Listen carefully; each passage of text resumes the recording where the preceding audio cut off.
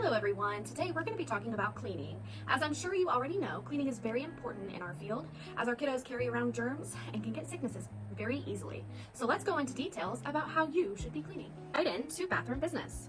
Whether you're cleaning the school bathroom or a classroom bathroom, you're going to use the same procedure. The most important thing is that you're protecting yourself. So in doing so, you're going to want to make sure that you have gloves on while you are cleaning. The first thing that I always do is I look around in the bathroom and I make sure that there are no objects or toys in that area. I then make sure that there's toilet paper easily accessible in the holder. I always wipe everything down.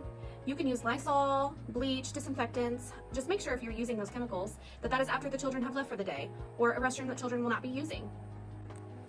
Don't forget to clean the toilet. Use the toilet bowl cleaner and clean the inside of the toilet. Also remember to wipe down all the surfaces in the bathroom. Moving right along, let's talk about toys.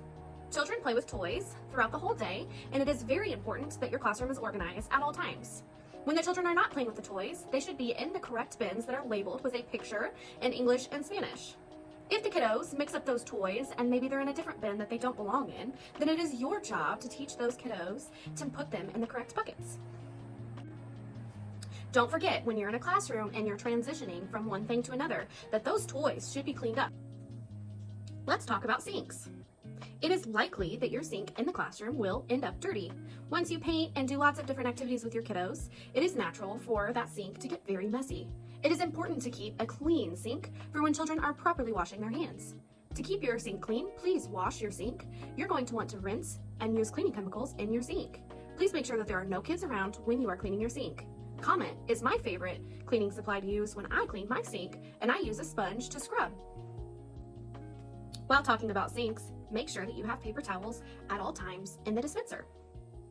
Last, but certainly not least, make sure your classroom is closed down correctly each night. There should not be any violations left in your classroom at the end of the day.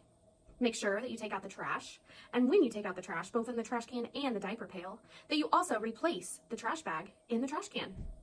In each classroom, you should be able to find a cleaning checklist. It should look something like this. This is important to read through so that you fully understand how to close down a classroom. If you have any questions, ask your director.